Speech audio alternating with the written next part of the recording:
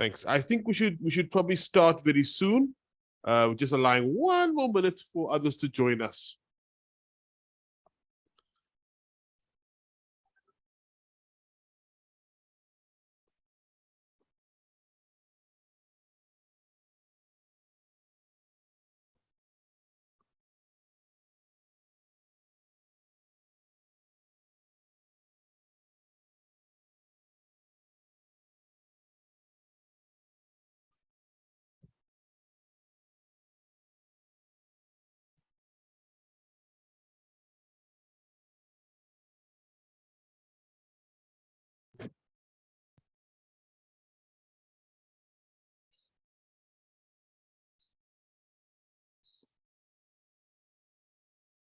Okay. Good afternoon, everybody. Thank you for making the time to join us. We're expecting a few more people to join, but I think I said to David that we all are unfortunately suffering from end of year itis. So I think we really are stretching the minds and the thoughts quite long towards the end of the year. So thank you for making the time to join us. A warm welcome again to the second session that we are having with David Fig, a well-known expert on the history of nuclear in South Africa and many other things, but this is what we're tapping into for David today. So David, a warm welcome. We've got a couple of people in the room. We've got some people that are watching via Facebook as well. But I'd just like to extend a welcome to you and to those that are in the room currently, if that's okay. So hi, David. Please, if you want to say a welcome, then we can start just after that. Hi, thank you, Wayne. Thanks a lot for hosting this session and inviting me. I think sometimes quality is better than quantity. So if there aren't thousands of people listening yet, I don't really mind. I'm sure we can all contribute and provide value to the debate and the discussion. So I'm going to go ahead with the just to give you the outline of what I wanted to say today about the industry, the nuclear industry. And the first thing that I really have to say is there's an overriding question that we really want to answer and have a common platform on. And that is, has the industry proved its usefulness to us over the years? And do we want to continue with it? And I am going to try and sum up all the arguments against us going forward with nuclear. So when I tried to put the skeleton of the talk together, I thought maybe one should list the top 10 reasons why we don't need the industry, why we want to part with it, why we want to say goodbye to it and consign it to the dustbin of history. And when I looked into what I wanted to say, I really discovered there were about 15 good reasons that I wanted to kind of deal with as being why we shouldn't support the industry. And many of you may obviously have already kind of looked into these reasons, but I wanted to specify them so that we have ammunition to argue against the industry having a future in our country. So the first big reason why I want to have the industry ended is the word proliferation. It's a word that's used in the United Nations, and what it means is the spread of nuclear weapons. So there's all sorts of treaties to try and stop the proliferation of nuclear weapons. And we are now, since 1994, have been part of saying no to nuclear weapons. But the problem with having and hosting a nuclear industry on our territory is that many things can go wrong. And one of them would be the ability of people to look at the nuclear chain and the different weak points in it, to capture nuclear material as it moves around the country or as it enters the country, and to hijack it for proliferation purposes. So even though as a nation we are now committed to non-proliferation, I think there's always going to be a terrible worry that the nuclear material, mostly the fuel rods, the uranium used in the nuclear reactors, are still something that people would like to get hold of. Certain groups in the world want to maybe obtain the material that they can use to proliferate nuclear weapons. So that's why I think the first big reason is that there's not a lot of difficulty in transforming the nuclear material that we put into our nuclear reactors into bomb-grade uranium that could be used nefariously by groups that we don't want to get hold of it. So that's the first really big reason that I would suggest is not something we want to see as a risk. The second, so it leads on to the second big issue, issue number 2, which I call security. What it means is that we have to have a high security state that has a lot of control over the nuclear fuel chain. We had such a state during the apartheid period, even though it had its enormous security weaknesses. But what I mean by a security state is to police everywhere we go and everything that we do to ensure that we are conforming to the law. And some of you may remember that during the apartheid era, everywhere we went, if you went into a shopping center or into a post office or into a public building, you were either searched or you had to pass through security to get into the building. And various organizations, corporations, shopping center managements had to implement these security measures. If you went into a building like an airport, you possibly could have been searched, etc., etc. And there was a lot of suspicion and a lot of worry about breaches of security, and the whole population was suspected of being potentially risky to the security of the country.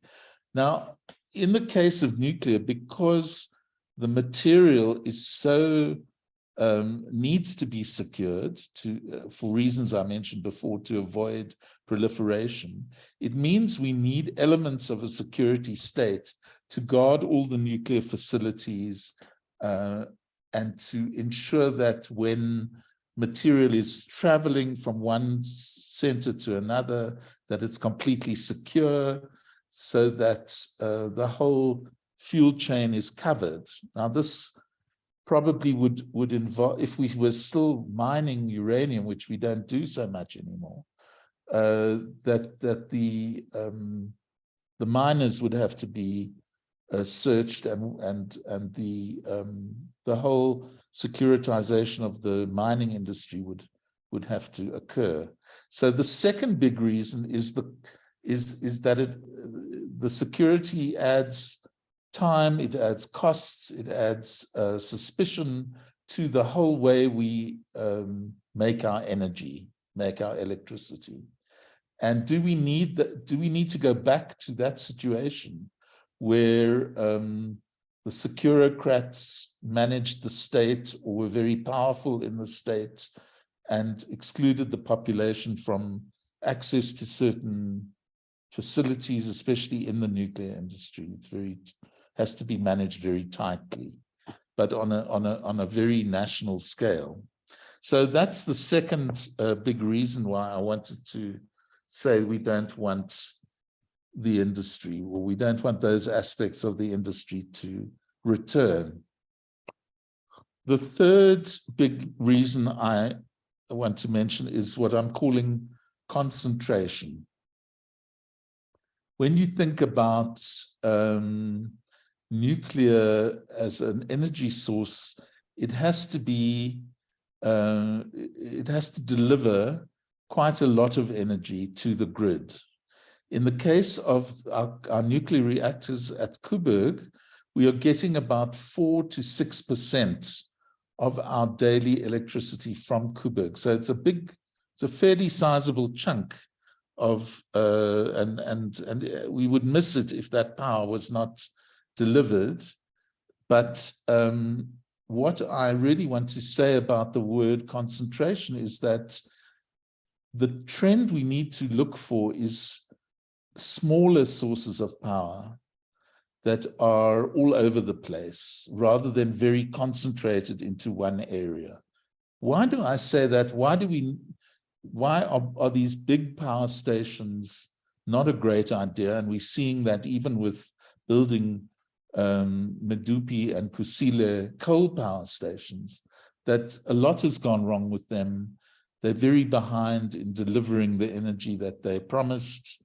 And there've been a whole lot of engineering problems, and they haven't worked as well as they were expected to work. But so big is not really the answer. Big is, what it does is when things go wrong with the power station, they tend to go wrong for millions of people.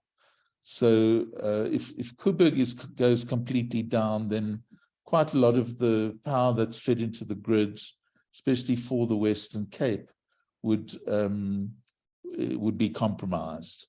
So what the alternatives to nuclear have offered are deconcentration of energy.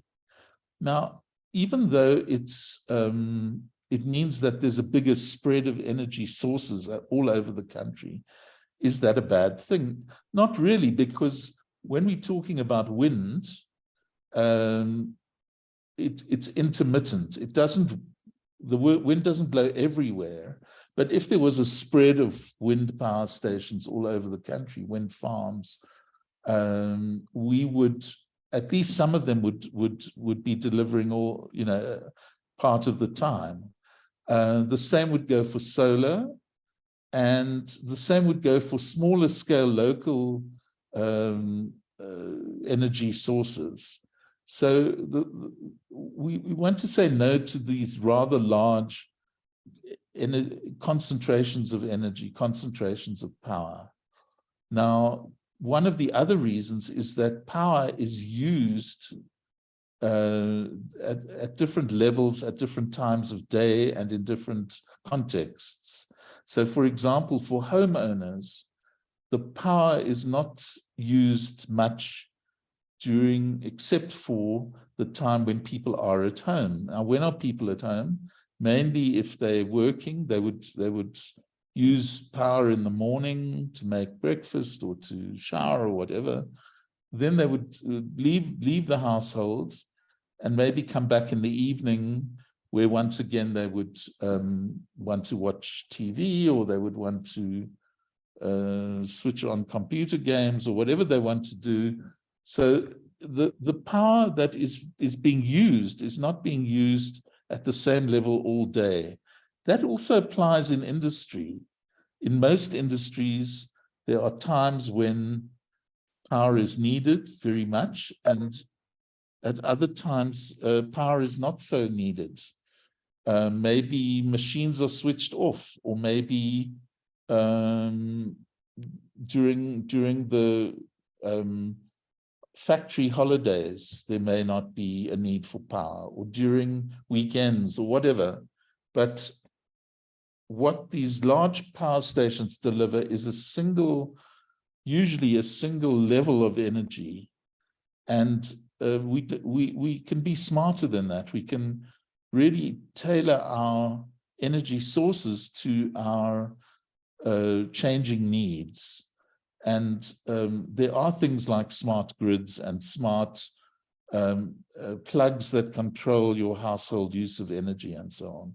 And those technologies could be elaborated more, made more affordable, so that we could all make use of intermittent power. So one of the big arguments for a single level of power delivery is that we need what was called base load. We need a certain amount of power to be available all the time. And I'm sure that with smart use of the grid, we can achieve that without having these very, very concentrated power sources of power. So that was the next thing. So far, are there any questions about what I've said about proliferation, security, and concentration of power? I'm keeping an eye on the chat, David. I don't see anything yet, but if you do have one, you can unmute colleagues and you can ask it. Just giving it a second. Okay.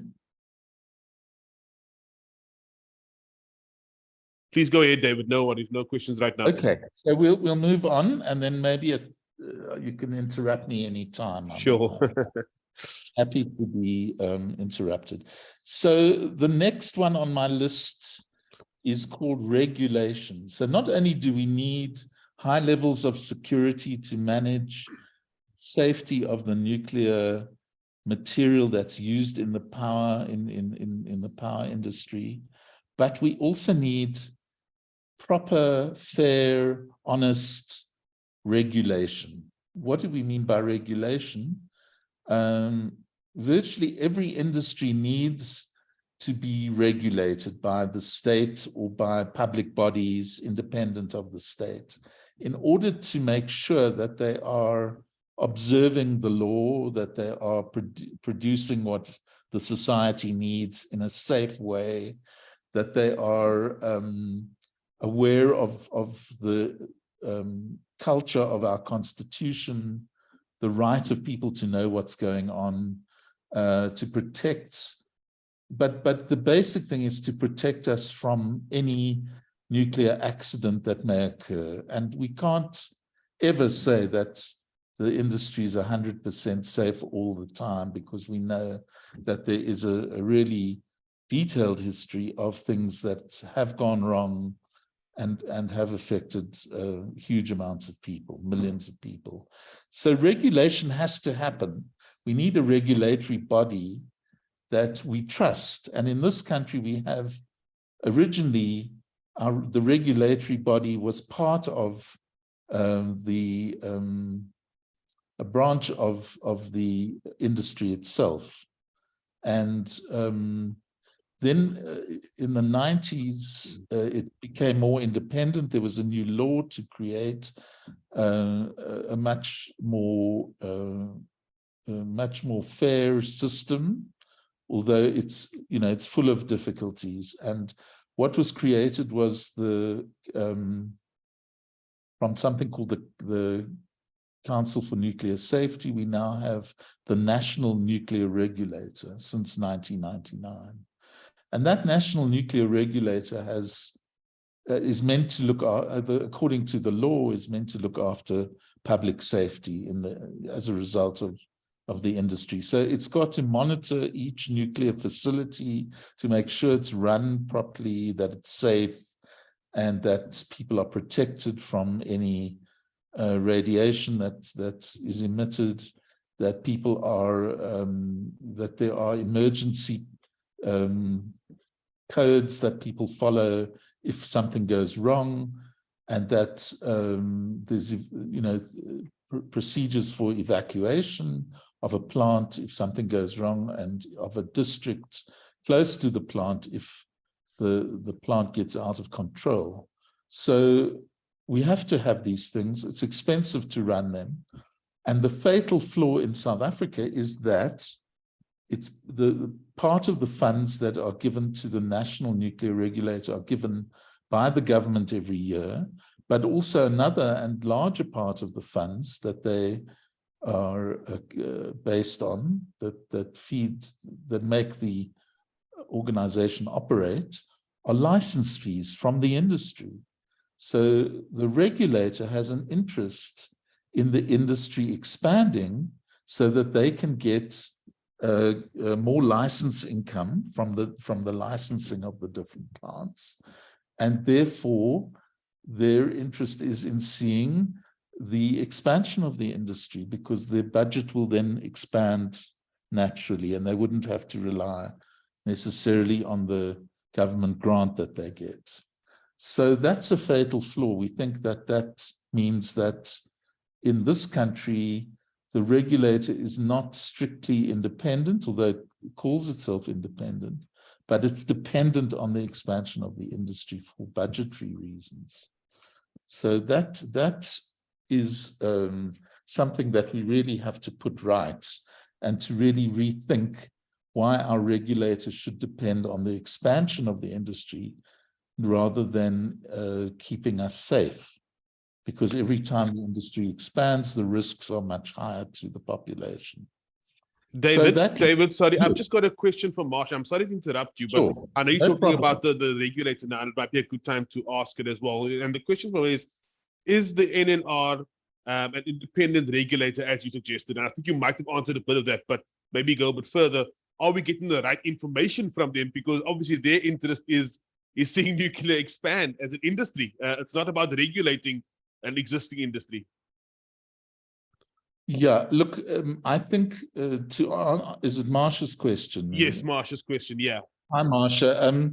I think there are limits to the independence, and we are seeing at the moment, there were some elements when the law was created which said it would be fair if the National Nuclear Regulator had on its board of directors a representative from Labour and a representative from affected communities.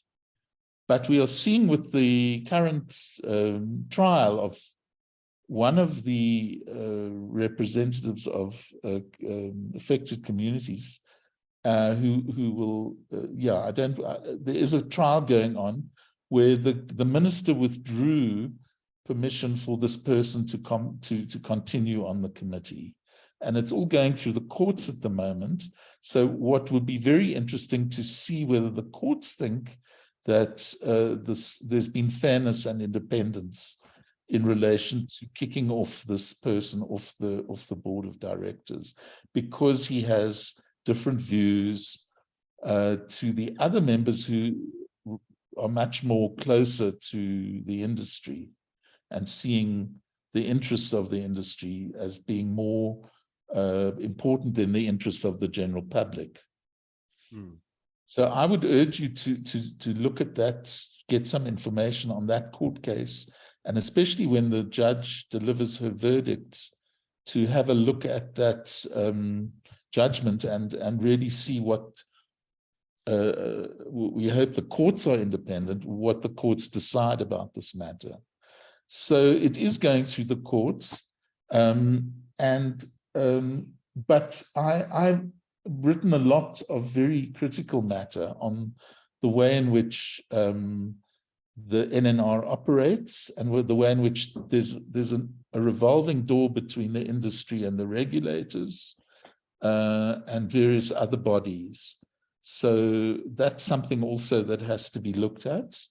The silencing of critical voices, the way and the funding issue is very important, and the transparency is very important. So when sometimes when the public have used the legal means to get information on the NNR and to get answers from the NNR, it's been blocked in a way by the state, where documents get cokied out, where the legal word is redacted, where you apply for a document, but it comes back with the key issues blocked from your vision. You can't see what they were saying in a meeting, or you can't see what a particular document had to say about something. And we feel that that's not on, that transparency is an exceptionally important thing for an industry that has these risks attached to it.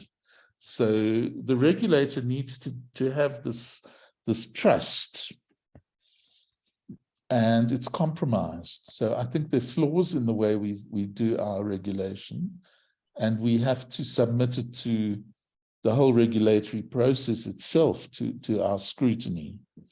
I hope that answered Marsha's question. Thanks, David. I think that did. Okay, any other? Okay, so the next one thing I want to mention, number 5, is the simple principle of democracy. So when we got our democracy in this country, our democratic rights were restored, well, not restored, but put in place. What we needed to go with that was a whole culture of democracy.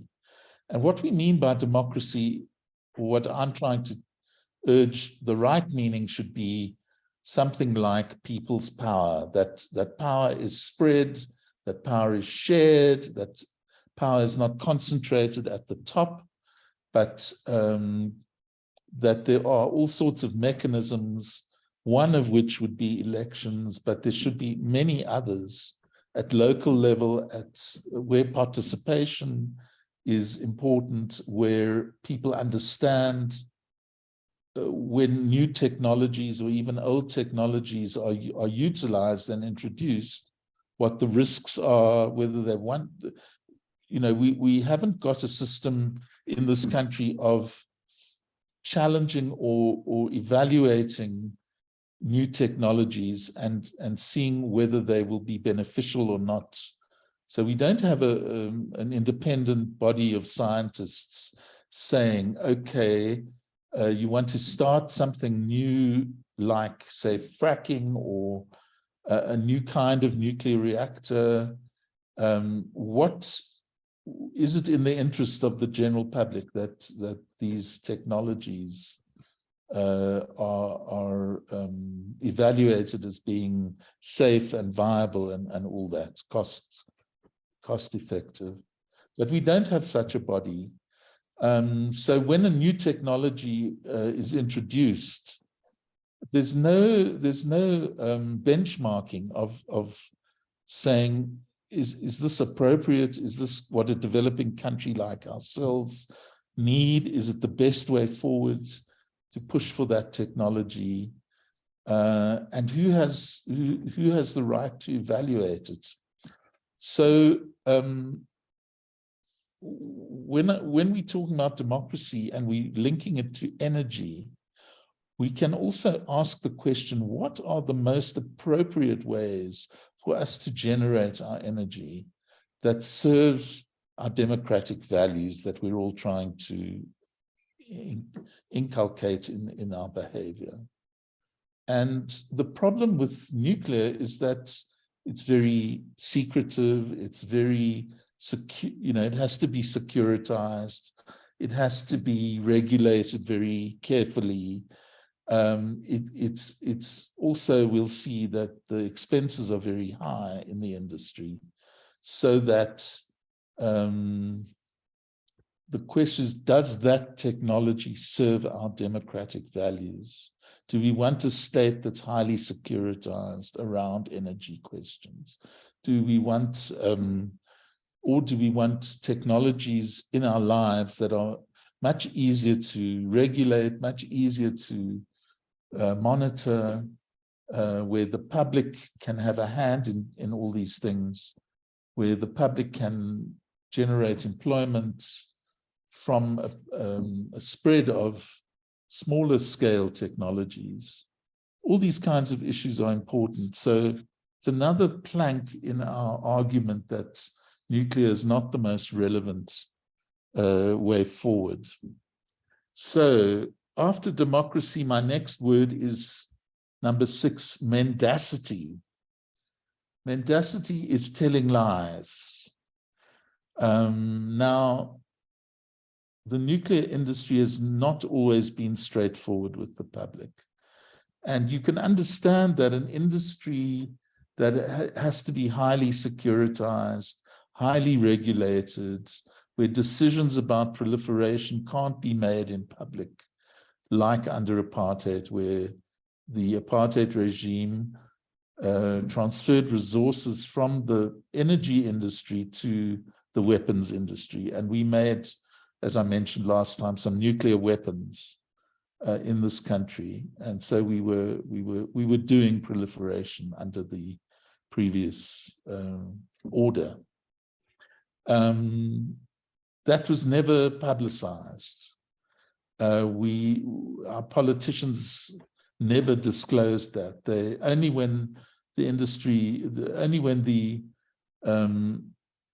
idea was put forward to do away with the nuclear weapons, did the public find out what had been going on. I mean, many of us had suspicions, but no actual proof that we could put forward as being certain that weapons were being manufactured. So it was under great secrecy that happened. But the nuclear industry is not just subject to mendacity for those reasons. It's also when the Chernobyl nuclear reactor blew up, or one of the units blew up, and there was a threat of a huge meltdown. The public in the USSR, which was the country at the time where the power station was located, was actually in the Ukraine, which was a kind of a state of the USSR, but under the control of the USSR. And the public was just not told about the escape of all this radioactivity into the atmosphere. And it was this radioactive activity crossed the whole of Europe. And it was only when in other countries like Sweden and Wales, where they found that the levels of radioactivity had gone really high in their countries. And they traced it back, and they said, well, this is coming out of Ukraine, which at that stage was part of the USSR. So we need to find out why the USSR is being so quiet about this. But worse than that, the population was not told that the radioactivity was dangerous. And some of you may remember that the accident occurred on the 27th or 6th of April, and the population on the 1st of May was every 1st of May, which is Workers' Day in this country, and it was Workers' Day in Ukraine, and people were marching in the streets and not being told that it was dangerous to go outside, to inhale and to ingest the radioactivity that was in the streets of the capital of the Ukraine called Kiev. I mean, there are many other instances where the public has just not been informed. I'm highlighting what happened in Ukraine, but there've been many other accidents. There've been many other instances where nuclear weapons have been tested on Pacific islands, or in the desert in Algeria, or in the Pacific, where islanders have not been properly briefed about it. Many of them had been exposed to radiation, and so on. So all these issues point to the fact that, I mean, one could have used the word untransparency or opacity, but I think it takes the form of lying to the public that things are not going okay. And so the industry has got this history of not telling the public the truth the whole time. So that's quite a big reason why the industry is a problem. Number 7, I'm called delivery. And this is not necessarily an issue specifically of the nuclear industry, but it happens frequently in the industry where contracts are signed to build reactors and they are always very overdue and over cost. So you can't really believe the contract is the final cost or the final time frame. And when you look at the French nuclear reactors that are being built at the moment, one in France itself and one in Finland, and the many years, it's well over 10 years overdue. There have been huge problems, there have been huge court cases in Finland and in France. They haven't perfected the technology for their most prestigious reactor called the European Power Reactor, the highest technology that they've pieced together for their reactors. And so there are huge problems where countries that are using the technology can't be assured that the time frame can be committed to fully, and also the cost originally provided. So you can't take the cost of these reactors into account because many of them are delivered very, very late or very overpriced. So I would say that's another reason to not go nuclear. Okay, just trying to find my list again. There we go. So we've got down to number 8, which I'm saying is all the reasons around cost. Now, when you build a piece of infrastructure like a nuclear reactor or a big nuclear power station, we've got to cost it because it's got to be costed against the alternatives to see what is more cost effective, what can be afforded, what can be budgeted for.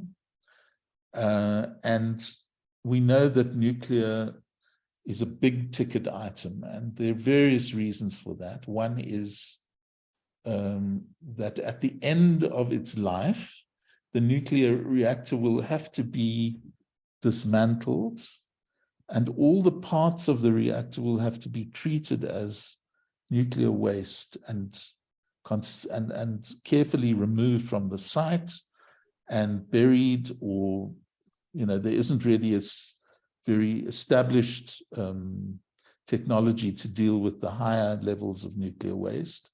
But in the case of South Africa, we would have to bury it in a place called Vaalpits in Namaqualand, which is the current place where low and intermediate level radioactive waste is stored, and where they are planning to even introduce some high level waste there. So the cost includes that decommissioning of the reactor, and it is estimated as almost equivalent to the cost of building the reactor. So in other words, the price of building the reactor is not always clear, that whoever builds it will have to decommission it someday and put it, carefully disassemble it and put it somewhere safe, in theory. So that's one reason. And there are many other reasons why certain costs are not included in the price that's given in the contract. One of the problems is things like insurance and liability are not covered. So if something goes badly wrong, who's going to pay for that damage? Is it the operator? Is it the Eskom? Is it the state? Is it the insurance community?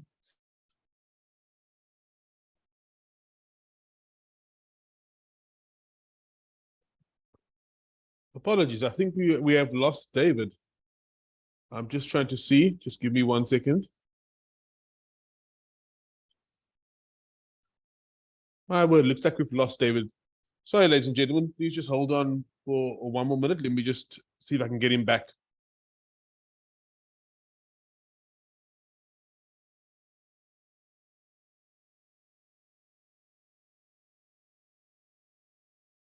Unfortunately, I think in this time of working on Zoom and online, this is the kind of reality we face. Thanks for your patience. I'm just going to try and give him a call.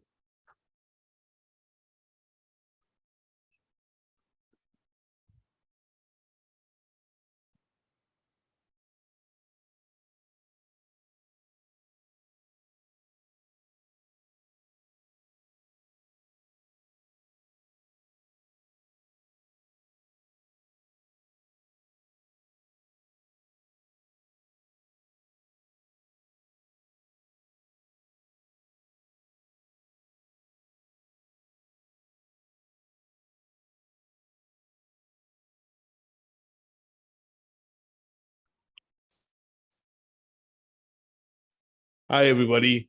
I think in real fashion, the power has been disconnected to David's house, unfortunately. So he's trying to resolve the issue now, and he'll be back with us in 1 minute.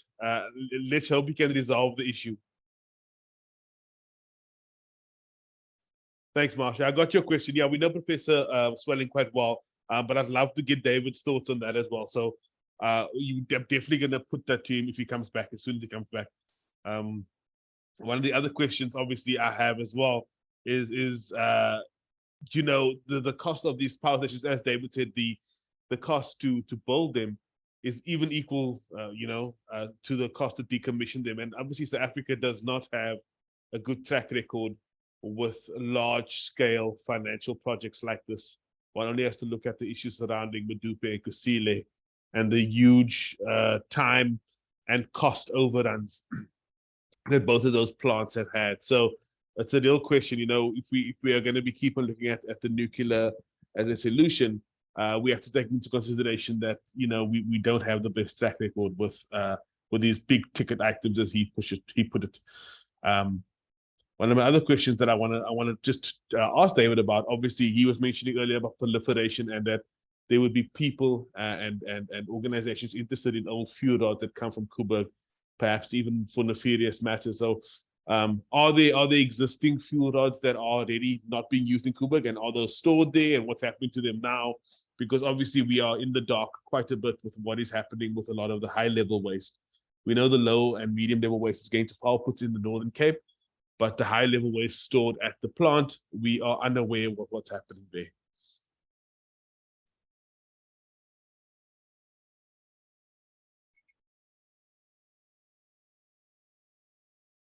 Does anybody else have any comments at this point?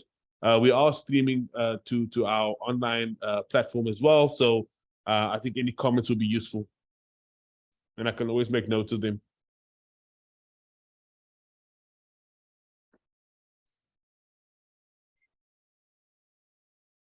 Please go ahead, Lydia. I see your hand. I don't know how much is it worth to ask a question. Okay, you were talking about the high level waste, which is currently stored at Koeberg. I think I will have a better idea as to what is actually going on with that dry casks over there when I have this meeting on the 1st, when it is the Public Safety Information Forum. But as I know, I've also went into Eskom's, you know, they've got the systems update and something. So what they're actually saying is that, and David also alluded to that now, is that when the generators come off, they are basically going to break those generators up and have them shipped to Faalkpoets to have it buried there. I've raised this question in our first webinar, is that Faalkpoets is not licensed to accept high level waste. So this is also one of the questions that I could put to them on I think next week on Thursday, when we eventually meet at Koeberg. But it is a definite safety factor concern, which I think that we need to explore and get answers to. Thanks, Lydia. No, definitely that public safety information forum is going to be key. And thank you for making the time. And we're looking forward to your feedback around that. I see we've got David back. David, hi, can you hear us? Yes, I'm now on my phone. I'm not sure what's the computer crashed on me. I think I'm sorry about that. No problem. I think we're being sabotaged a little bit, Unfortunately, this is how things go. David, there were just a couple of questions while you were off. One of them was Yes. from Marsha. I'm just going to ask them now while we've got you. Okay. And her question is around cost, saying that, does Professor Mark Swelling not have solutions for renewable energy installed within 2 years to fully feed the grid, which is cheaper than nuclear? That was the one part of the question. And the other part is, as she's put in now, environmental studies are lacking. Human impact studies are they not required under regulation of, especially the Valputs plant, for storage of waste. And then my comment in between while you were away as well, obviously, is South Africa does not have the best track record with regards to big ticket items. And nuclear is definitely a big ticket item. We only have to look at the cost and construction overruns for Medupe and Kusile to see this. And I mean, I think it's a bit of a no-brainer, and it was just a comment on my side rather than a question. So please, back to you, David. Okay. Looking at sorry, the first question was to do with I'm just trying to remember it. Sorry. No problem. It was. Does Professor Mark Swelling not have solutions for renewable energy installed within 2 years to fully feed the grid? Any thoughts around that? Yes. The whole question of timing and the delay in construction of nuclear means that we can't trust the roughly 10 years that it takes to build a significant sized reactor. So within that time, we could usefully build a whole range of other sources of electricity, including the renewables. And yes, it's true that when renewables were first introduced, they were quite expensive, but because the whole world has shifted in a strong way towards renewables, the cost of building them has come down tremendously, and now they are highly affordable, very easy to manage, and much cheaper to generate long term than nuclear power. So it's a no-brainer to go nuclear in relation to the costs. And then the second issue was related to Valputs. Yeah, I think that is what the reference is around the environmental studies, because Lydia was talking about that, there was talk about Valputs being regulated for high-level waste, even though it's not currently.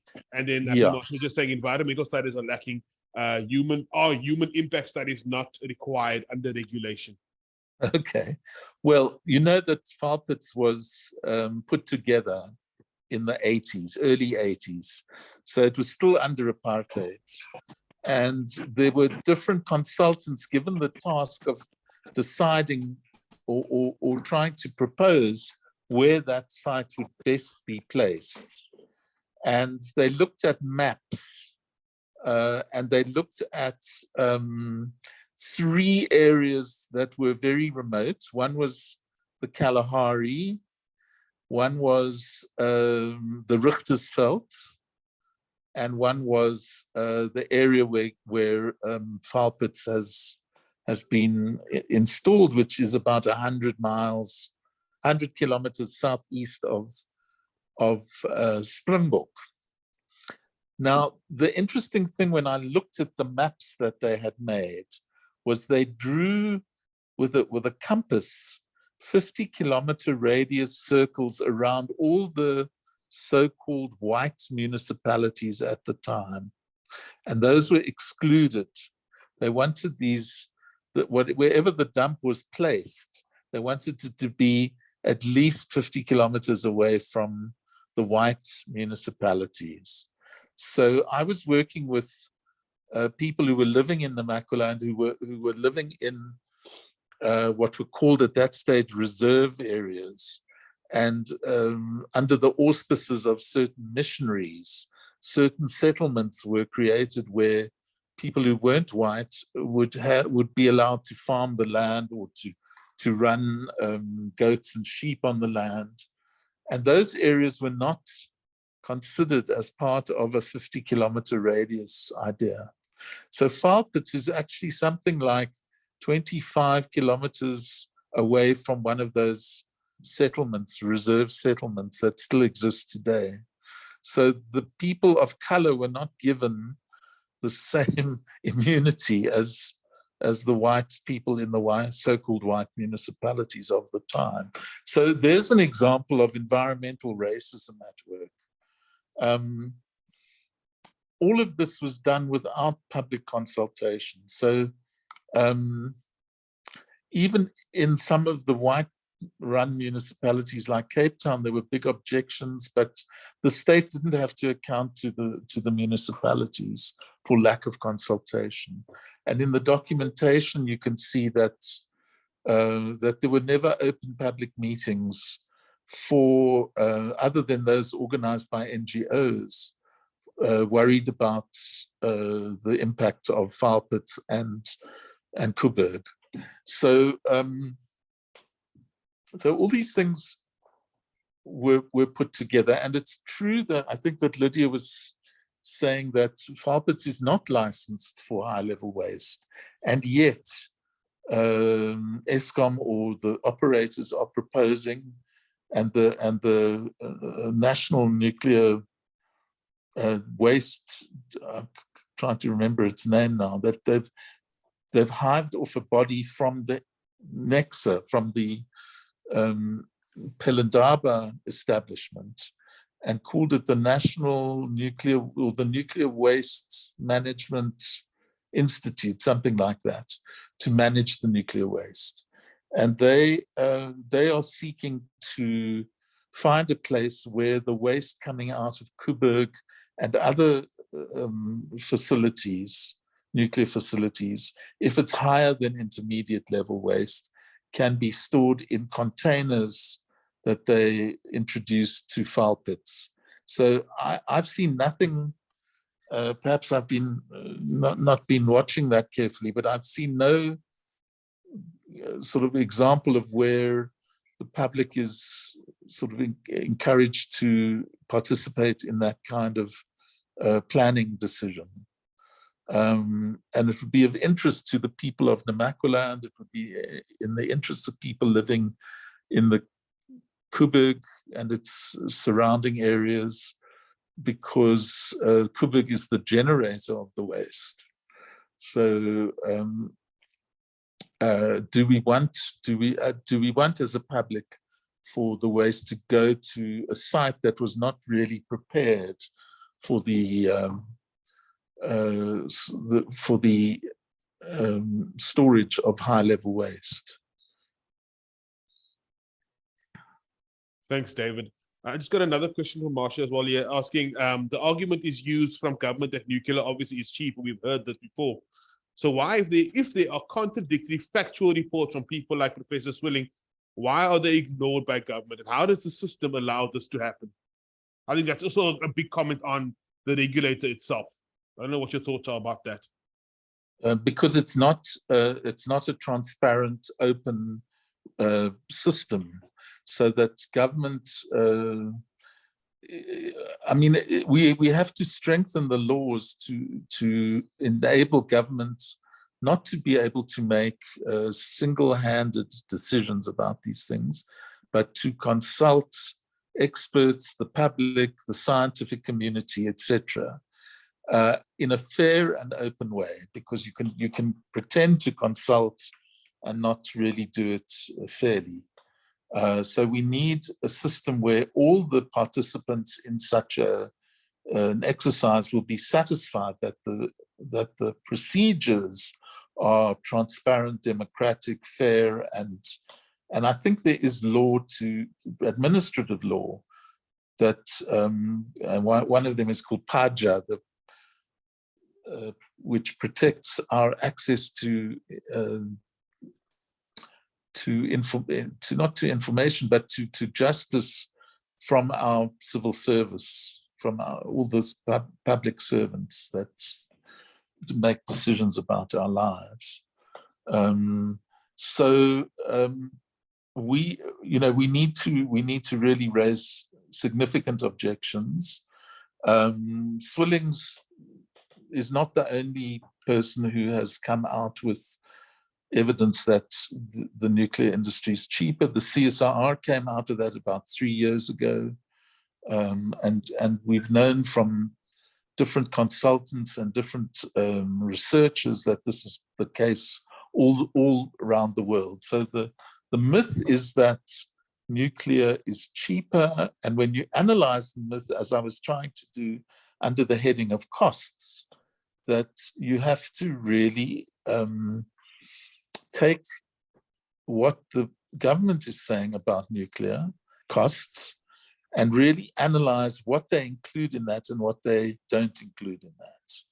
So do they include in that the insurance, the liability, the decommissioning, the running costs, the costs when the station is down and not producing energy? All those are costs of having such a plant, but they're not often included in the cost of the contract for the reactor when we are purchasing the reactor. And one very interesting thing was when a group of us were asked to advise the Vietnamese government. We were from all over the world, including Japan, where there'd been a terrible accident, from Germany, which was wrestling with whether what to do with its nuclear waste, and South Africa, which had nuclear weapons. So a bunch of us were put together as a team and sent over to Hanoi to discuss this with the Parliament, the Congress of Vietnam.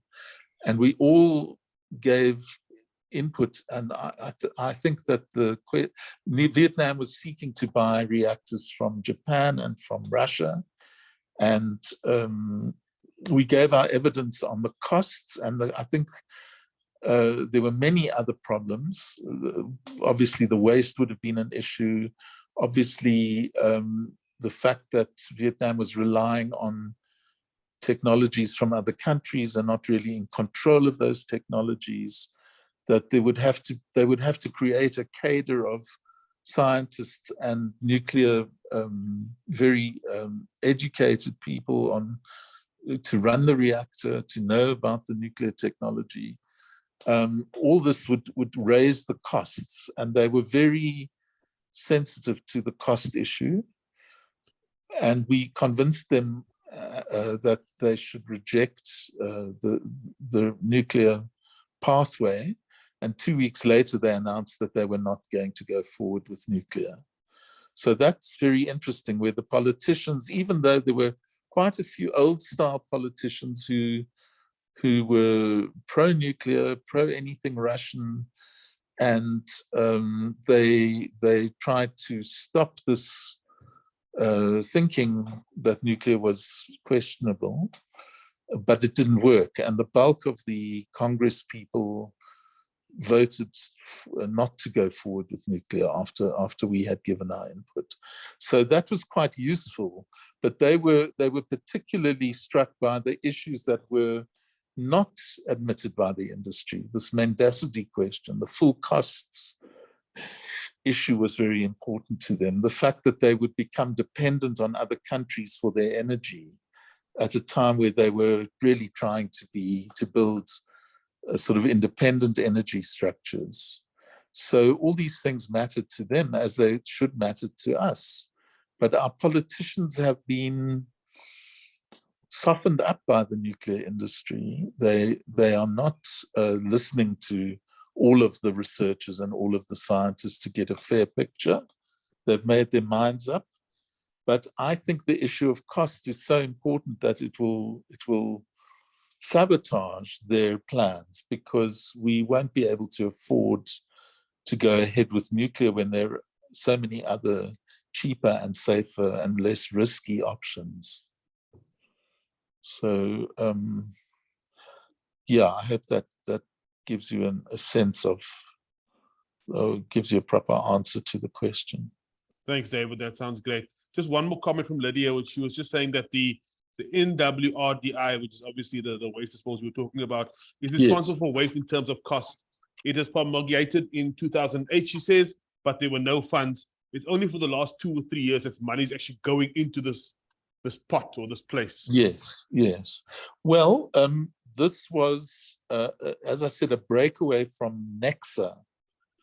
So in the past, nuclear waste was at Valpits in particular was managed by Nexa. Nexa is the South African National Nuclear Energy Corporation. Its headquarters is at Pelindaba. It's meant to be a state-owned enterprise. It's meant to be involved in nuclear research, but it was also given the task of managing the waste at Valpits. And then it decided at some stage, probably in the early 2000s, that what was encouraged, that this task of managing the nuclear waste should be made independent of the research. So they created this body which didn't sit for a few years, which doesn't have public profile in the sense of access to its records.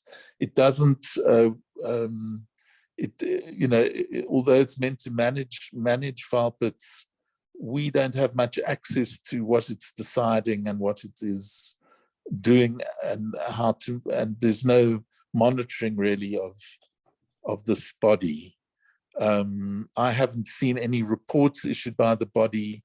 I don't know how well Valpits is being run. I suspect they just seconded people from Nexa to this new body. So it's dodgy. I think it's dodgy. I don't think it's an improvement, and I don't think it's transparent. So we need to put pressure on this body to open up its records, to show us that it's doing proper management, and to consult us when they change the regulations in order to accommodate high-level waste on the site at Valpits. Thanks, David. No problem. You can carry on. Thank you.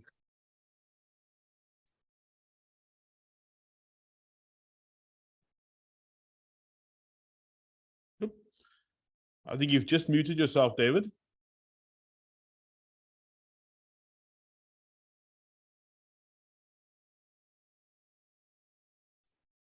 I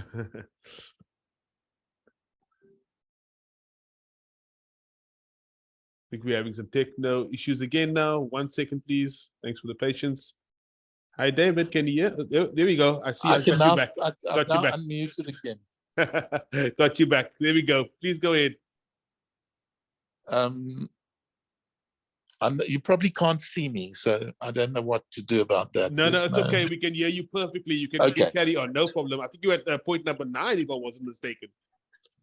Yeah, I was just looking up those points. So after costs, number 10 is waste, and we've been talking about waste. Now, one of the big problems is what to do with the very high level waste that's generated by nuclear reactors.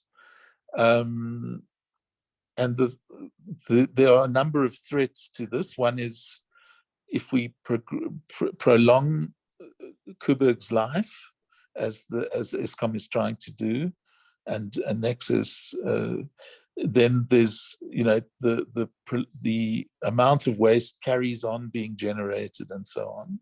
Same if we build another reactor, and if we refurbish or renew or replace the small research reactor at Pelindaba, that's going to generate some waste.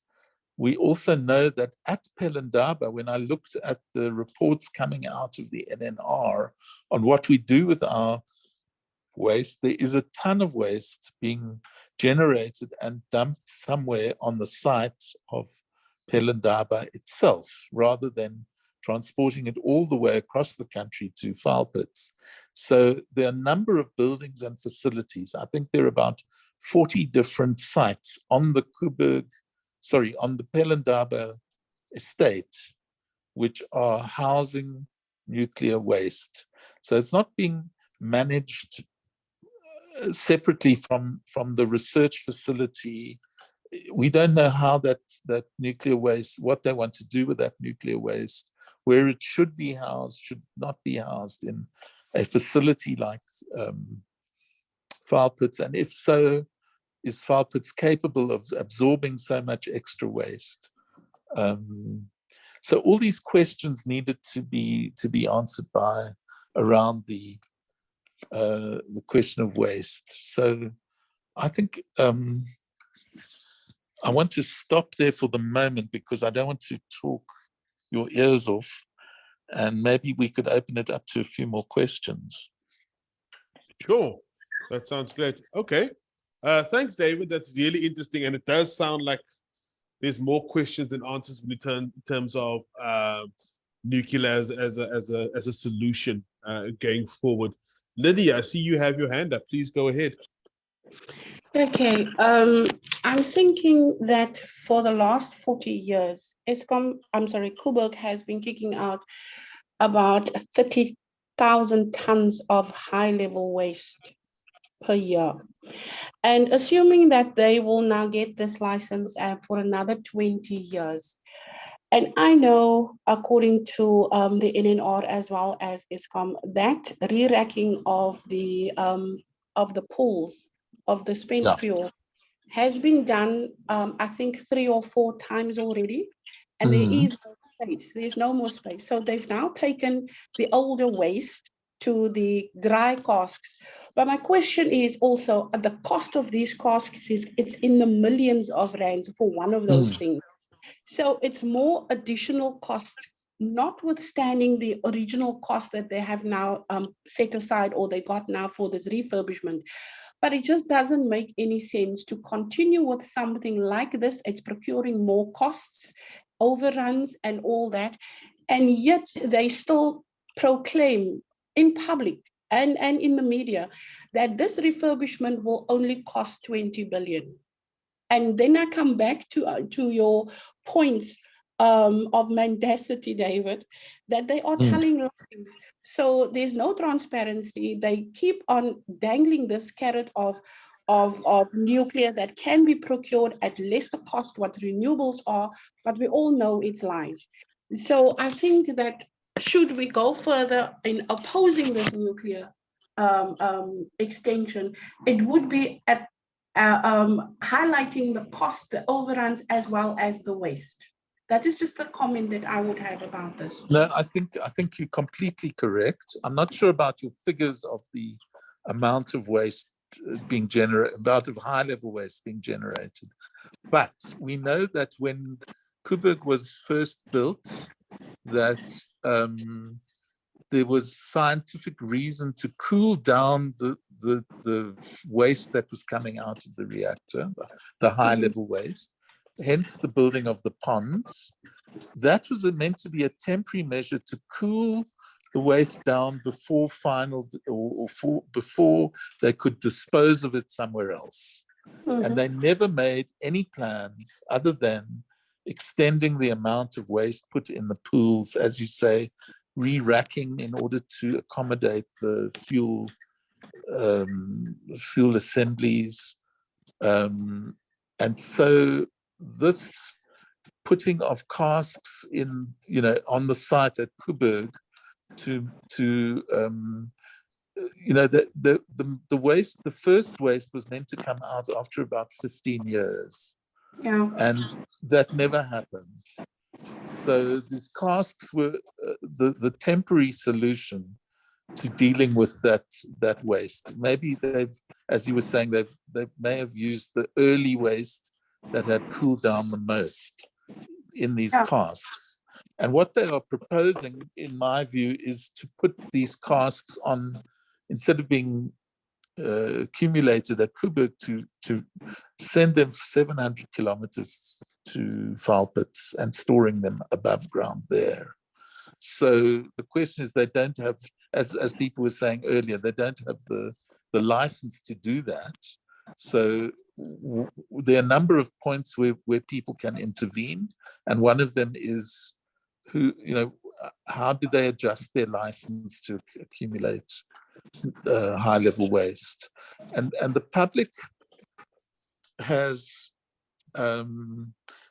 well, if we go back to basics and say, what have other people done with high-level waste? There are very few solutions to this problem. Around the world, there are only 2 or 3 places that have been set aside for high-level waste, and they're deep underground disposal sites, which I don't think that waste can be safely stored there for the thousands, in fact, the thousands of years necessary to keep that waste away from the public, away from the environment. So in the US, there was meant to be a big waste site identified in the deserts of Nevada, and nobody could agree on whether that should be used or not, so it hasn't yet been used. It's a problem facing the planet as a whole. What should we do with our nuclear waste? There were at some stage crazy plans to put it on an island somewhere in the Pacific, and we know with global warming that's not a great idea. And the other plan was to shoot it in rockets to the sun, which I don't know if it's feasible, probably not, and to let it blend with the heat generated by the sun. But who's got the funds to do things like that? So the world remains with this as a serious problem. It cannot easily be resolved. And so the point is, why add to the problem? As Lydia was saying, why generate further nuclear waste that one of whose components would be the high level waste. And are we leaving that problem for future generations, knowing that we are technologically unable to really dispose of that material within a reasonable time scale? So I think one of the weak points would be insisting as members of the public that this license not be given to Valpits to store that waste, that Eskom would have to find some other way of doing that. It would be deep level, perhaps incurring all sorts of expenses in identifying a site and in placing it and in managing it for many, many thousands of years. So, that question of waste is central to the whole future of the industry, and we should really earmark it as one of the issues that we should empower ourselves to deal with and object to properly, and so on. Thanks, David. Another question from Marsha as well. Are there any environmental studies that you know being done at the waste depots? It would seem that's the way to convince government to prove that damage is being done.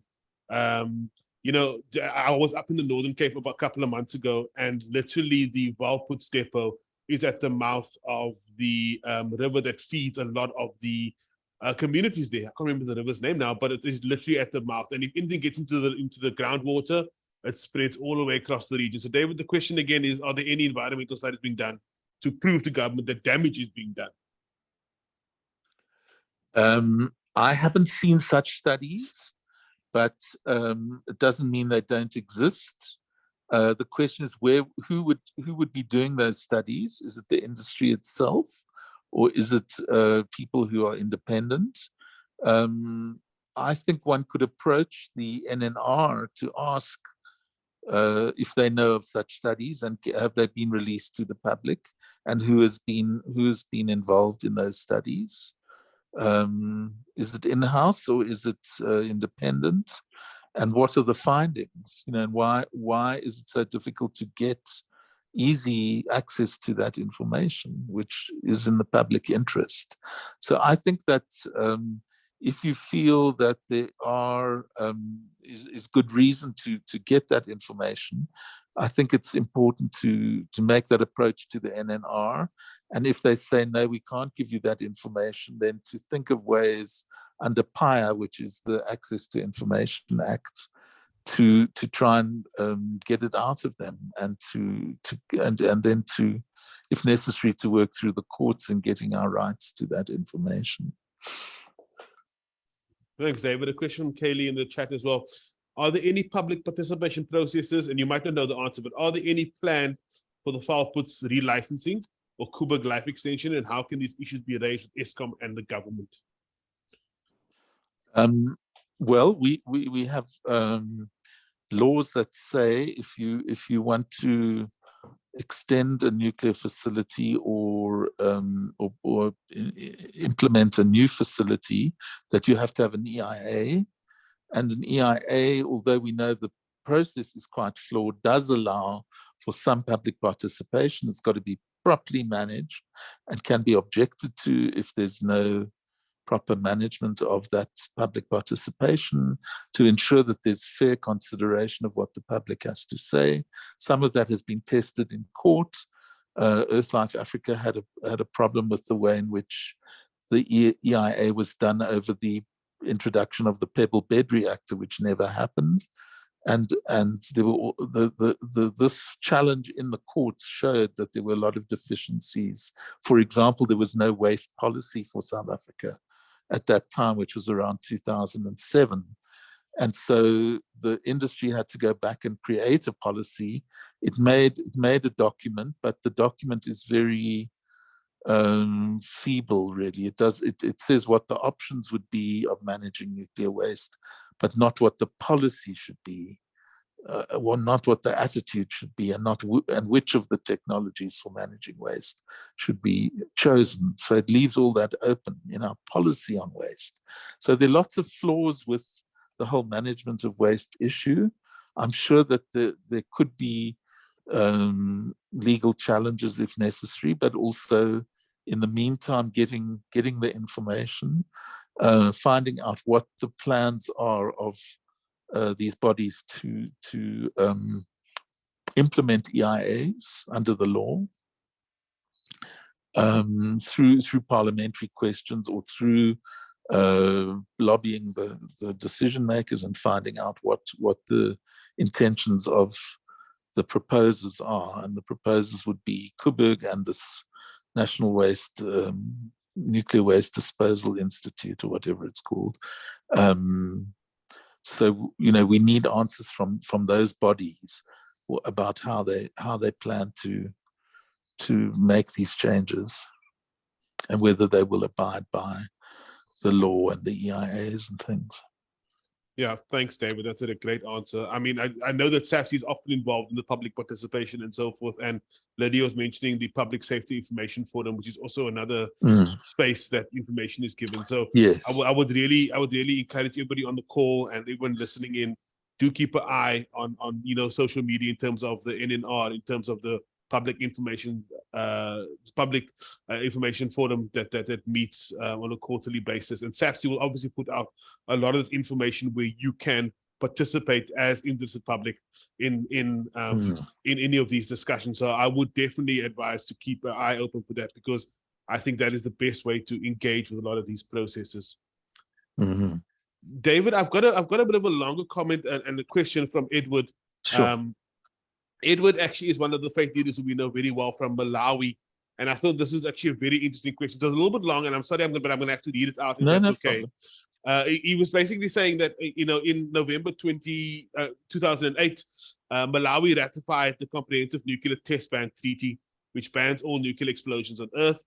This brings, and I'm just sort of going to paraphrase a little bit as he goes along. So Malawi has shown political support for the treaty, sort of the banning of nuclear, by participating in conferences and promoting the entry into enforcing the treaty, and voting, to ban it in their country. But he says his comment is, to his surprise, Malawi is a nuclear fusion country, despite the question, the treaty itself. And the question is, how best can we enforce a nuclear-free nation if those in authority don't put into practice what they have signed? And I know that you want to talk a little bit about this, David, but it might leach into the third session. So please.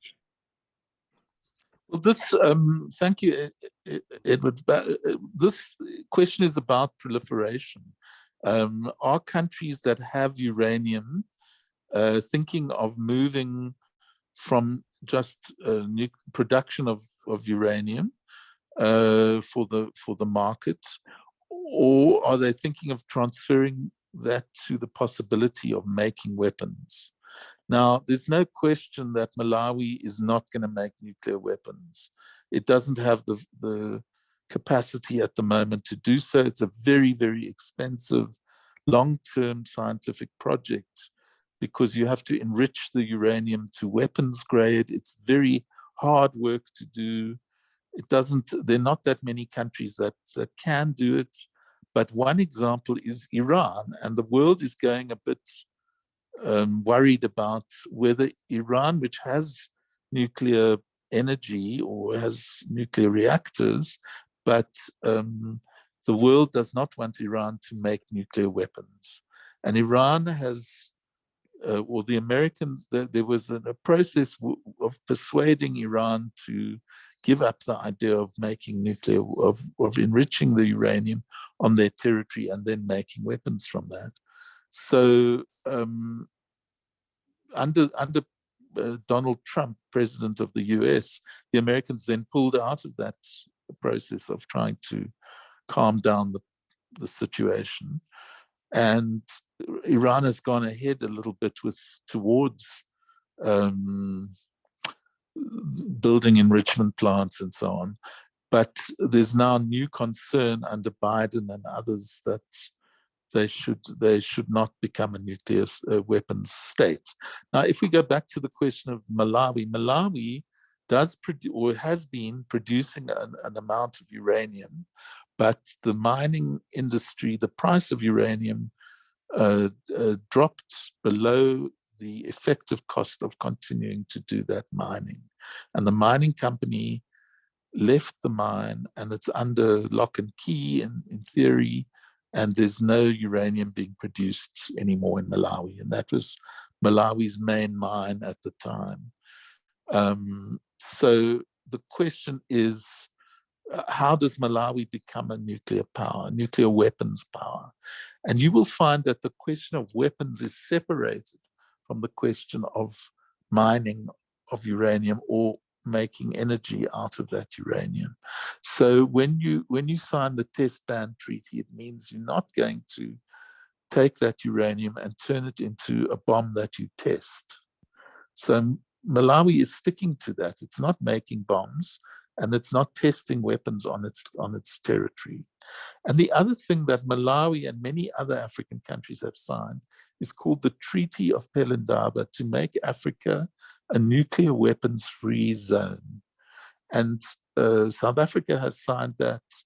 The treaty was put together at a big conference in Cairo, and most countries from the continent have signed on to that. Now, what that means is that Africa, by and large, there are a few countries that have not yet signed, but not very many. Africa, by and large, doesn't want to be a place where nuclear weapons are utilized, are researched, are built. And there are other examples of other regions of the world, like Latin America. South Pacific countries don't want to build nuclear weapons, so they've also have their own treaty. The outer space, everybody has agreed in another treaty, will not be used for nuclear weapons. And the sea will not, there's a law controlling the sea, which says that we can't use the sea as a site of making nuclear weapons because it's too dangerous. So there are a number of these treaties saying no weapons, but these very treaties are not saying no mining and no energy reactors. So when you look carefully at the wording of the treaty, it will refer to nuclear weapons free, not just nuclear free. So it's concern over the proliferation issue. And I think it's a good thing that countries say, no, we're not going to entertain nuclear facilities that are to do with military. But you're right that one day we should hopefully say we don't want nuclear energy either, because of all the reasons that we've been speaking about. Thanks, David. That's a very complete answer. Ooh, was someone else say? No. Question from Lydia in the chat again, David. She's saying, furthermore, she could not get a clear answer from the NNR or Eskom about how they store the cooled fuel rod in dry casks. Some reported the cask on concrete slab, exposed to element. She looked up that Eskom applied for the TISF license to house these casks. When the International Atomic Energy Agency came out in March, the storage facility was not completed nor licensed. Is there any truth there? Do you know any further information about that? I've just seen what they have said they want to do, and they are which kind of cask they have ordered, and how they're planning to store it on site. And that's come out of either the NNR information or Eskom information. So I think I haven't got it clear in my mind precisely which document it's in. So, but I can try and think about identifying where I saw all this. But they've definitely announced these plans, that they have looked at different cask technologies. Nothing has stopped them from going ahead with doing all this. And I'm not sure why. I think one could challenge the NNR and say, well, what licensing processes were involved? Did you give permission? Did you do scientific studies before you gave permission, etc.? So I think, Lydia, we have to go back to the NNR and say, how come you tolerated, how come you sanctioned this as something they could go ahead and do? Thanks, David.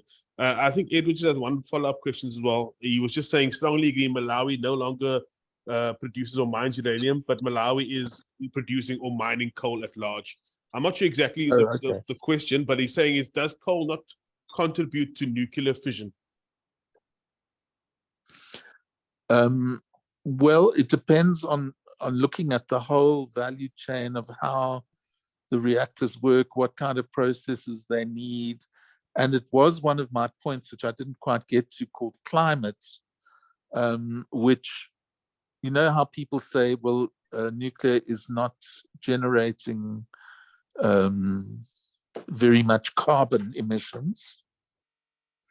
Just a second. That's all right. Can you still hear me? Can hear you, yes. Okay. So under climate, I was keen to say that, yes, there's very little carbon being generated in the reactor itself. So, but that is not looking at the whole, what we call the fuel chain, all the steps in the process to get that reaction to happen. And one of the big steps is building the concrete buildings of the reactor. And we know that concrete is very, very climate unfriendly.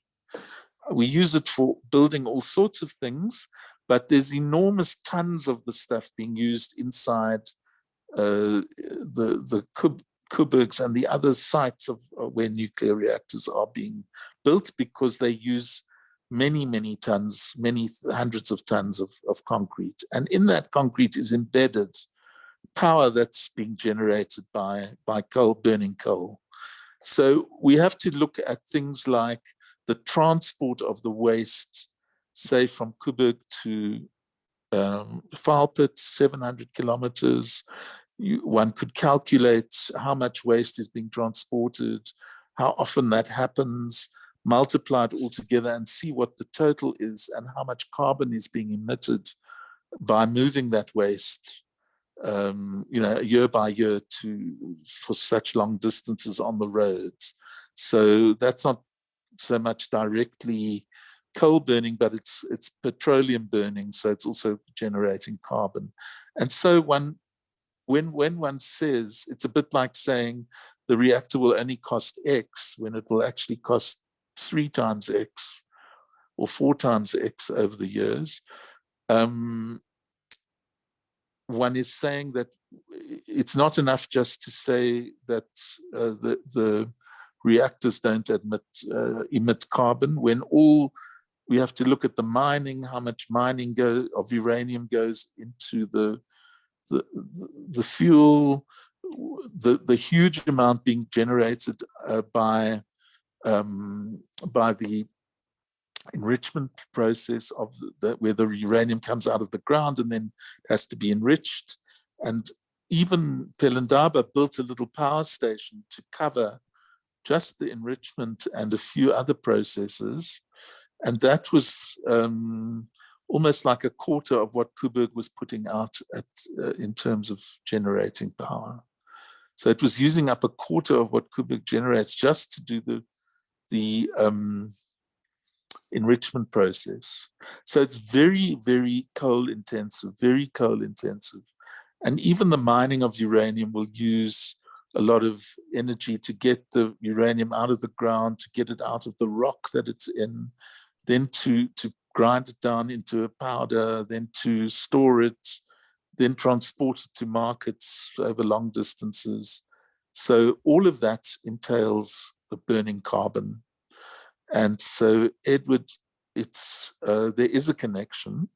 Very few people want to admit it, but it's something we have to follow through the whole nuclear fuel value cycle. Thanks, David, and thank you for that question, Edward. I'm just opening up the floor. Any other questions? You're welcome to type in the chat. Just checking on the other online platform. No, nothing there.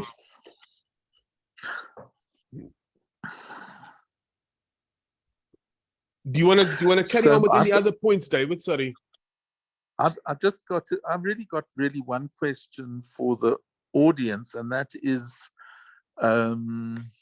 clearly there's a lot to be done in order to prepare ourselves to do the relevant groundwork and the relevant work to challenge all these processes and to get the public involved and to, because we can't litigate on every issue. It's very expensive to litigate.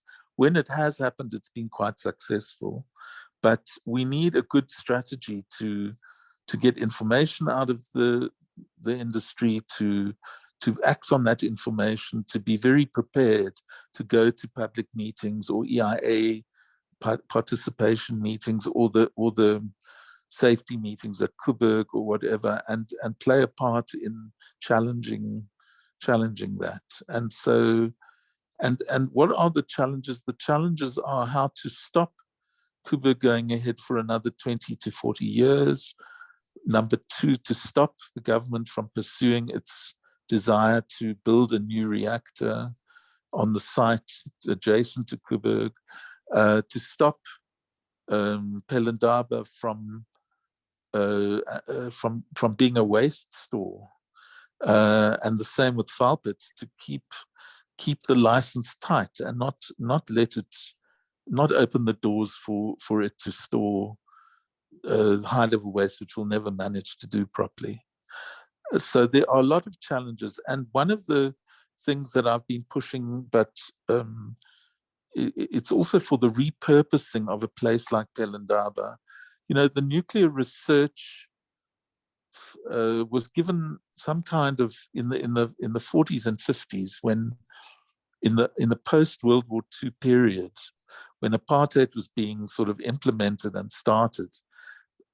All the scientific work went to the CSIR, except for the nuclear research, which retained its own site, its own organization, where those scientists were privileged as opposed to other scientists, where those scientists helped to make the nuclear weapons, they helped to make the enrichment process.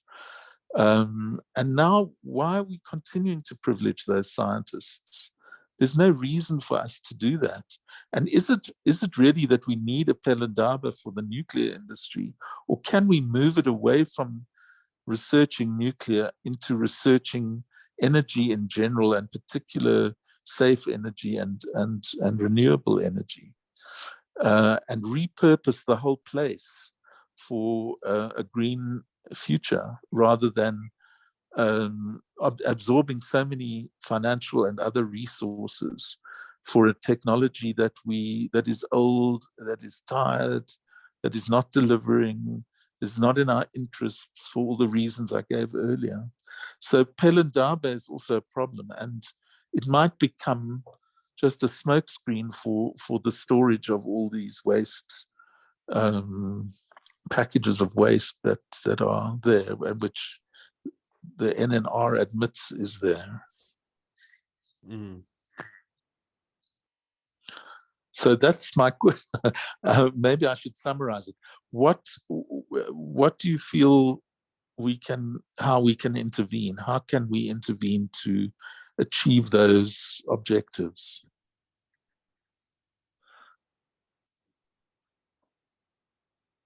Thanks, David. And I'm going to give people a chance to answer, but I think Marsha's put something in the chat. She's saying our politicians need to be involved, especially the Democratic Alliance is pro-nuclear and the extension of Koeberg. So it is dire that arguments are needed and backed by factual reports. Financial and impact on environment and human health needs to obviously be stated as well. So I think that's answering your question partly as well. But I see Edward has his hand up. I'm just going to give him a chance. I think I missed him out earlier. Edward, you can go ahead. If you can unmute. Let me see if I can unmute him.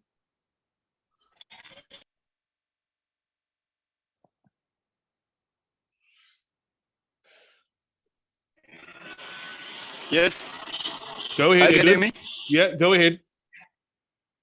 Yeah, I was saying that according to the situation here in Malawi right now, especially Malawi North in Karabe district, it has been just discovered that there's a gold mine there. So the people are mining gold using hands and the hoes, of which it is not healthy.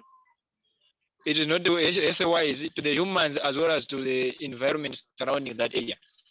But to my surprise, the government have not yet intervened on how to take care of that mine, so that they should take care of the environment as well as the life of the individuals. As I'm talking now, because from the time that they started mining the gold, people, there's a lot of cholera disease that is there in the area near that place, because the people that are drawing water from the river, where some people they are missing soil in order to discover gold from it. So how best can we as the faith leaders in Southern Africa help in such situations? Well, I think that every country in Southern Africa needs a health and safety committee or body that's got to be independent, that's transparent, that's open to researching what's going on in the mining industry and looking at the health impacts. Now, we know with gold mining, there's certain obvious things like inhaling the dust from the gold mining operation leads to a disease called silicosis. So that means that people have to retire early, they're sick, they can't, their lungs are affected, they can't breathe. But then there are other things like, depending on the technology used for mining, so informal mining for gold, a lot of miners don't know that they use a substance called mercury, which is highly toxic, and they don't know that it's dangerous, but it separates the gold from the other metals. So it's a big favorite of the informal mining sector, the people who are not formally employed, who are doing it part-time to get some income. And as you say, that there's a lot of pollution arising from the mining. So some of it could be affecting the water that people are drinking. But the cholera, yeah, I think that comes from other organisms that are in the water. But I'm not sure whether it's a direct connection from the gold. But it sounds suspicious, because if it's in the same area as the gold mine, then maybe there is some kind of formal connection. I'm not a doctor of medicine, so I don't know the answer to that. Same with coal mining. A lot of coal burning and mining destroys the environment. It makes the livelihoods of other people, maybe people involved in agriculture, difficult. It pollutes the atmosphere, so there's a big health problem. There needs to be, because Malawi traditionally wasn't a mining country, in fact, it was sending people's labor to the mining areas in Zimbabwe and in South Africa and Namibia and so on. But now that Malawi is experiencing some mining, and I thought that uranium was the most important one at the time, but now, as you say, they're finding deposits of other minerals. So there needs to be a regulator, and the regulator needs to have doctors and medical people involved in checking these health impacts. If they don't, it's possible, like in South Africa for many years, they didn't deal with the silicosis, and now the courts are giving miners big compensation for the diseases that they're getting. So is it better to fix the problem first, or to wait till people are sick and then give them compensation? So the answer for me is to fix the problem before they get sick. Thanks, David. Thanks for that input as well. I mean, I would be glad to share David's email as well with you, Edward, so that you can pop him a mail. I think that'll probably be easier. I don't want to get too far off the nuclear thing, but Lydia was saying, to answer your question, David, for her to say that we should push for transparency in terms of licenses. Does it require a public participation process? Push back on the waste issue on all levels. And the two things that are vital for awareness and action is the cost and waste issues. I think those are the ones that everybody understands. Sure. Now, I think that's a very good recipe for the way forward, and great that it's coming from the audience. Yeah. Great. Now, I appreciate that. David, I just want to check. Do you want to go to your other points now, or are we going to hold it for session 3? Because I just realized we're running out of time. Yeah, let's save the other points. They're not very many, and I'll include them in the third session, and then we can go on. Just to give you a little trailer, we thought that we would continue the question of what strategies do we need to combat these injustices and participate in decisions. And we'll look at 2 examples where other people have been involved. One in a court case to stop South Africa from buying a nuclear reactor from Russia, and amongst other things. And then another instance where, as I mentioned, the NNR, the regulator that's supposed to be transparent, it's supposed to be fair, kicked out one of its members because the member didn't really agree with having a nuclear industry. And the question is, can you kick somebody out if their views are different on the NNR, and should that be allowed? And the courts are also looking at that. So we'll get some other input, and we'll try and finish off the list that I started on next time. Are people happy with that? That sounds great. That sounds great to me, David. We're looking forward to that as well. I just want to say thank you again, David, for your knowledge and sharing it with us. It's been really great. We actually, for those that are in the session now, we actually are going to be having session 3 of this webinar series in early Feb next year. So we're actually concluding it for this year, just because we're coming very quickly to the end of the year. So, but there will be obviously notices that go out directly to everybody that's been involved. Just before we close, Lydia, I see you just have your hand up. You want to just say one more thing? Yes, please. It's actually a question to David. It's related to OCGT's plants. May I pose the question? Yes, certainly. You might have to explain to me what those letters are. Oh, okay. It's the open cycle gas turbines. I believe that we only have 2 in the country. The one is quite close to us, and that is like a peak plant, whereas we in of emergencies and supply and demand and things like that. So I don't know if you have heard this. I know it's a bit off topic, but I'm just very curious that there is no money for diesel, because according to Eskom, they've used all the money for diesel and they don't have anything. So my question is that when there's load shedding, does Koeberg go offline? Because I remember that Ankerlig, this is one of the OCGTs, Ankerlig to get Koeberg going. So if there is no diesel for these 2 plants, the other one, I think it's a hydro. I'm not sure. I think it's Acacia. So these are the plants of backup for Koeberg. So in case of load shedding, does Koeberg stop entirely? And if there is no diesel for this plant, what will happen? Okay, just so people understand, these are diesel plants that were set up to manage difficulties in the grid. When the grid was running out of energy, then, as you say, they would switch on these diesel plants.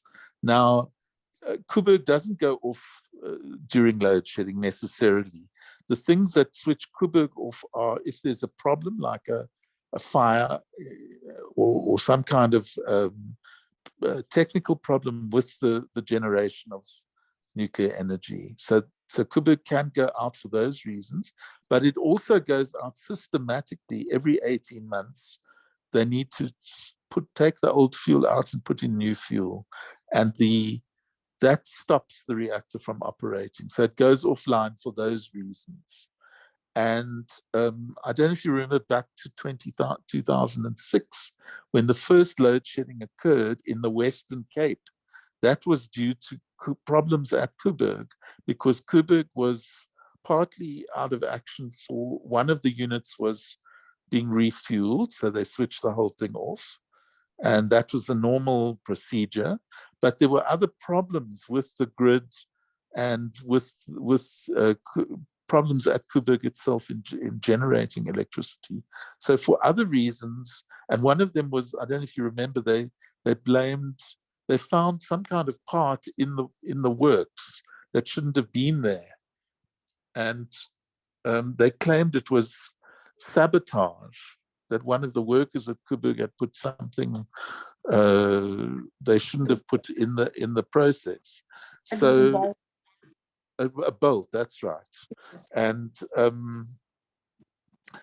what was interesting was that what I didn't mention about regulation is that there's another regulator in South Africa, and it's been very interesting because that regulator produced a report on what happened at Koeberg during that load shedding. And they were it was the National Electricity Regulator. I think it's now called the National Energy Regulator. And that regulator said there was mismanagement at Koeberg, that the management couldn't control the situation there. Oops.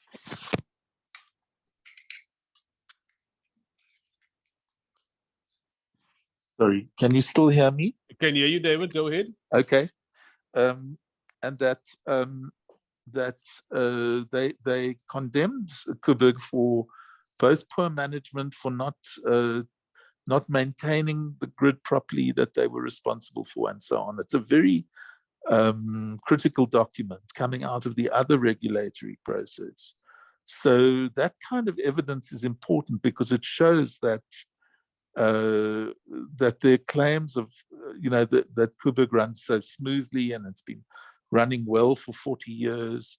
This was a very damning critique of the management and the difficulties that it caused mainly to the people of the Western Cape. And that was before there was national load shedding.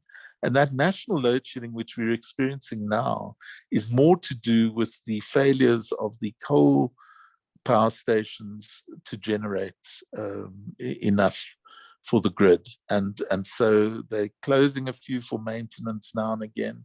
They also run badly. They're getting old. Medupi and Kusile have created problems for the grid. So when the grid is down, it's not always the fault of Koeberg. It's also the fault of the coal power stations not generating enough. Then on the question of the diesel, this open, sorry, I'll never remember these letters, but you know what I mean. These Ankerlichts and so on, and they're meant to plug the gap. So they're meant to kick in when the rest of the grid isn't delivering. And they are highly, highly expensive. They generate enormous amounts of carbon. And they're really the wrong answer to our problems. We really can't afford to rely on them, and we can't afford to take those with us into the future. So I think if they've run out of money for it, that's, in a way, it's a good thing, because they'll have to think up other ways of plugging the gaps that aren't so damaging. Definitely. I think you might be right, David. Great. Okay. I'm gonna close it. Otherwise, we can carry on talking for a long while. But it's been a wonderful session. Thank you so much, David, for those that have been here as well. Thank you. We're going to be loading this on YouTube, so the access will be there for those that have been disconnected and have to connect again, and we'll share that around. I'm just going to ask Sanele, are you there? Can you hear me?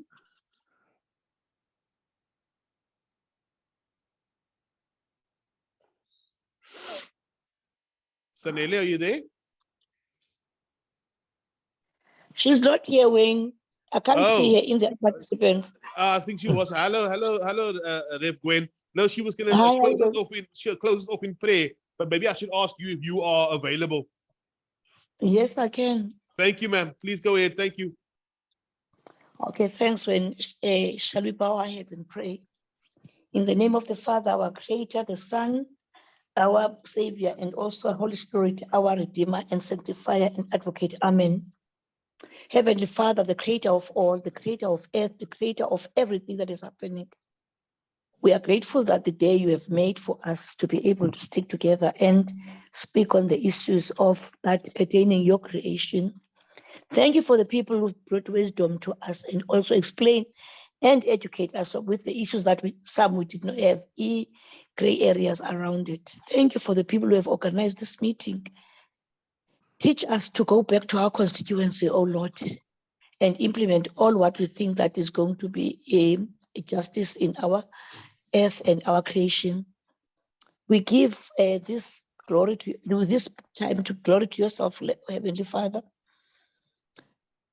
Come with a solution. Come with something that is going to be friendly to earth, friendly to people that you have created. We thank you for all who have managed to organize this meeting, this virtual meeting, and that we go back and see to it that all is implemented and be the voice of the voiceless to all people. We ask this in the name of Jesus Christ, our Lord, your Son, who reigns with you in the Holy Spirit, now and forever. Amen. Amen. Thank you, Rev Gwen. Thank you, everybody. Pleasure. Be Thank blessed you, and have a lovely day forward. Thanks very much. Thank you, David. Thanks all. Thank you for organizing, Wayne, and it was a great pleasure to be part of it. Thank you, guys. Thank you for all the Thank you words so that much, people Wayne. have offered. I've learned so much from this. Yeah, great. I'm looking forward to the third session. Thank you all. Okay. Bye. Bye-bye.